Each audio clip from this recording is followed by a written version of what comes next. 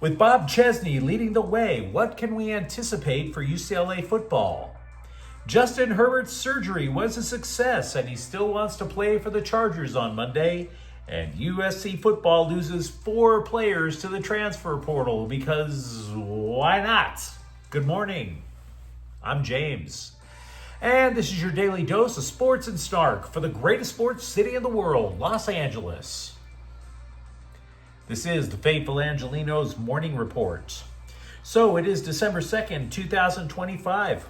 Welcome back to the home office. We posted a breaking news clip on UCLA hiring a new football coach yesterday. Take a look at the UCLA playlist if you want the basics. We also added a new subscriber to the Angeleno Familia yesterday. Thank you for getting in. We'll do our best to keep you informed. And if you like being in the know about LA sports, click the like button. Click the subscribe button.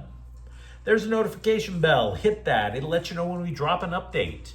Sharing is caring. Let people know we exist. By all means, comment. Now, we got a lot to talk about today, so it's going to be a briefer look at the scoreboard. Tough night for the Angelenos. Phoenix 125, Lakers 108. The Lakers' 7-game win streak gets snapped. Shattered, if you will. And Miami 140, Clippers 123. Now, normally when I recap a game, I mention so-and-so scoring whatever. But if you want an idea of how the Clippers are 5-16, they're too old to play perimeter defense. Miami sank 24 three-pointers. Meanwhile, today, 24th ranked USC basketball is at Oregon at 7. Yeah, they're ranked as they open the Big Ten schedule. Not UCLA, USC. First time in 2 years the Trojans are ranked. It only took a 7-0 start. So let's for a moment pretend to be millennials and ask a question in their language. Is this sustainable? Meanwhile, UCLA basketball is at Washington at 8 and the Washington Capitals are at the Kings at 7:30. So what do you say we get to the news? UCLA hired Bob Chesney away from James Madison, and I think the reaction from everybody was unanimous. Awesome! Now what? Because if it were Urban Meyer, you'd have an idea of what to expect. You go back 4 years in the calendar, you'd have to be told that they actually played football at James Madison. With a name like James Madison, you'd expect them to excel at pheasant hunting, for Pete's sakes. Polo. So I took a little look at the film on what the Dukes do to possibly give you an idea of what to expect the Bruins to look like. The primary thing to know is Chesney's a defensive coach. He also likes to blitz. Now, this would be a departure from the approach of 2 recent UCLA defensive coordinators, D'Anton Lynn and Ikeka Malloy, who would create pressure without the blitz. We also mentioned a few days ago that top-rated recruits for UCLA's class of 2026 are defensive ends. So that's going to help a little bit. On offense, I don't know if you're going to like it that much. The Duke's playbook kind of reminded me of what Chip Kelly used to run. Spread formations, basically pulling opposing defenders out of the box because they'd have to respect the people on the outside. Then they, instead of passing all the time, they would run the ball in those gaps. RPO plays, things like that. Now that's going to depend on whether Chesney brings his offensive coordinator west. Also, I was just contemplating the hire overall because for a couple of years, if you're a longtime viewer of this program, I had been saying the same thing, not just about UCLA, but USC. I was saying the first one to sanity wins. A couple of years ago, both programs were embarrassed in their bowl games. The Trojans were crazy for keeping Alex Grinch as defensive coordinator. UCLA, on the other hand, was insane for letting the entire program make this slow descent into Dante's ninth circle of hell. So in retrospect, maybe Deshaun Foster was a panic hire because Kelly abandoned the Bruins in February. I give Lincoln Riley over at SC grace because he embraced sanity first. So, what does that mean for Chesney? I would believe that he would score so many points if he just comes out in his opening presser and says to everybody, listen, there's been so much chaos around this program for way too long. I'm a normie. I believe in defense first. I believe in developing players. I do not believe in alienating our fan base and our boosters, and I damn sure don't need to pick fights with the press. If that's what he says in his opening presser, you guys are going to love the hell out of him. Just a thought. One other thought about yesterday's hire. Some viewer got upset that I didn't have Chesney's coaching career timeline accurate. I gave him the response it deserved. My bad. I mean, look, I am a former scribe. It's always best to be 100% accurate in your reporting. But I'm not going to front. I'm not going to lose sleep over this particular complaint.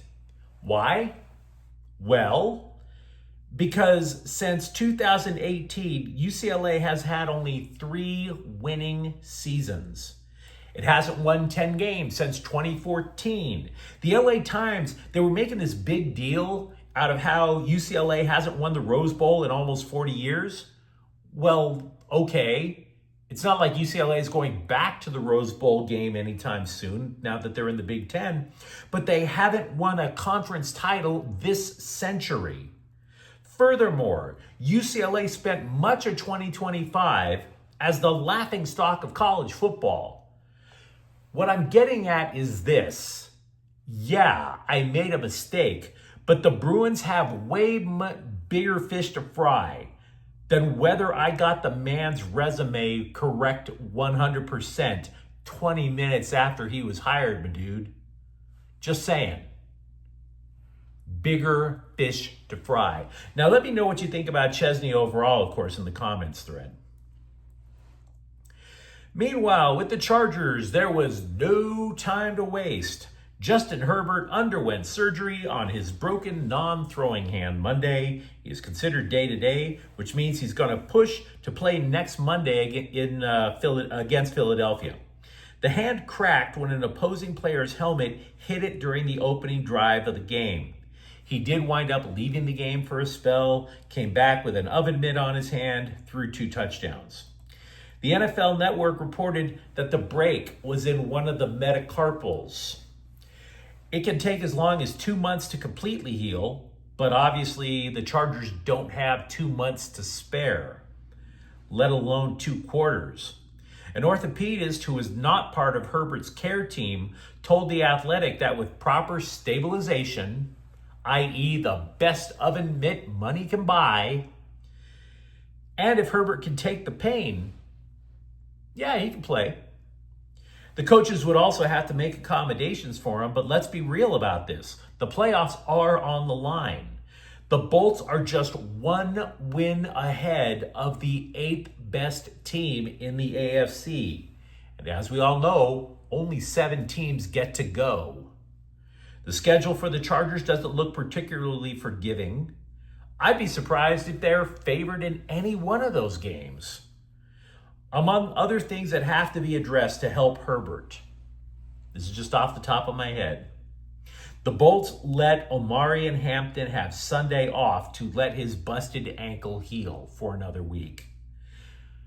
Something tells me the coaching staff is going to be like kids in the back of the station wagon. Are you ready yet? Are you ready yet? Are you ready yet? Anything to keep the ball out of Herbert's hands as much as possible. 2, and this was something that the Bolts did Sunday against the Raiders. No snaps under center. Jim Harbaugh said that they could modify the playbook. Instead of having Herbert go under center, they could have him be in the pistol formation where the quarterback doesn't go back as far as he would in a shotgun formation. Basically take a short snap that way and still run running plays up the middle. 3, bootleg pass plays are probably not a good idea. Do you really want to be sprinting around with a busted hand, even if it is surgically repaired? There is a healing process, Harbaugh did say that backup Trey Lance will be getting first team snaps so that he can be ready in case Herbert can't go. We're simply going to have to wait and see. You might recall after a mediocre 2024 season, UCLA football lost about 9,000 players to the transfer portal. Oh my God, what a sinking ship. Everybody was bailing out. Well, the end of the regular season is upon us. And even though it wasn't a mediocre season, it was perfectly fine for a bunch of players to get off on the right foot and abandon the program again. 4 players said that they would enter the portal and leave USC Monday. This included a cornerback who started 2 games in Braylon Conley. Conley played in 9 games as a redshirt freshman for the Trojans this season. He finished the season with 14 tackles, 1 pass defended, and a forced fumble, so he was kind of decent. Meanwhile, some of you will have fond memories of running back Brian Jackson, who did not abandon the team in 2024, and as a result, filled in admirably in last year's Las Vegas Bowl.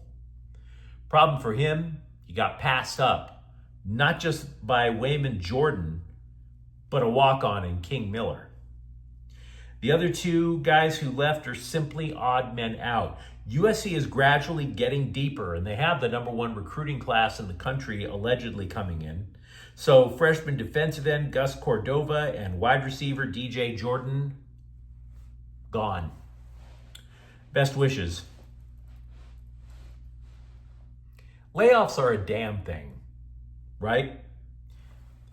Back when I was a scribe, I remember some dude got downsized in the newsroom. He did not take it well, man. He ran outside and just started wailing on the publisher's car with both fists, Hulk smash. Quite a thing to look at. But not every company handles layoffs like that. I mean, you get cut by the Rams, they're always happy to hug it out, keep the door open, maybe even write a glowing recommendation on LinkedIn. Kicker Joshua Carty, who never met an upright he couldn't bank a football off of. He gets clipped last week, and yet always chill. Why? Well, because he cleared waivers and the Rams signed him to the practice squad. Yeah, he missed 8 kicks in 8 games, but they still believe in him. The Rams are like, hey, we get it. Sucks to lose your job on Black Friday. We gotcha. Obviously, he's the emergency backup if Harrison Mevis face plants.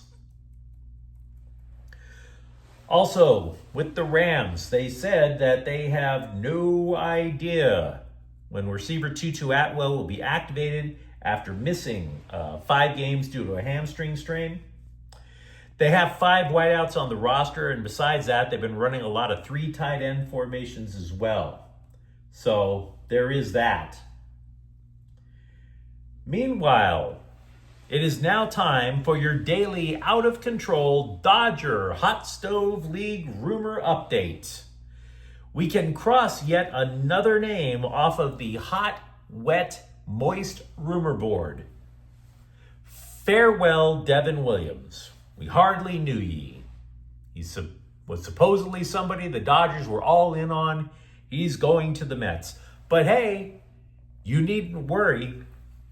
The Scribes have added yet another 3 randos to boost the number of players to 28. 28 players that the Dodgers are allegedly bending over backwards in hot pursuit. Oh, we've got to get them. We must bend over backwards. So much bending. All the bending. It's like the entire Dodger front office is a massive yoga class with all the bending. Joe Ryan of Mini Scrotum is one of the new names on the board. Also, 2 dudes where I actually had to double check the name. I thought the Scribes were trolling. There is allegedly a guy on this earth named Lars Nootbaar, and he plays baseball. And yes, God willing, you can get that name personalized on a Dodger jersey. But you let me know what you think in the comments thread. Talk to me, for example, about what you think of Bob Chesney's impact on UCLA football. For that matter, are you putting money on Justin Herbert playing in Monday Night Football? And if you enjoyed this update, don't forget to subscribe to Faithful Angelenos. We're talking LA sports every single day here. Thank you for watching. I'm James, and we'll be back tomorrow. Faithful Angelenos is a Kian Cortel Queso production. Take care.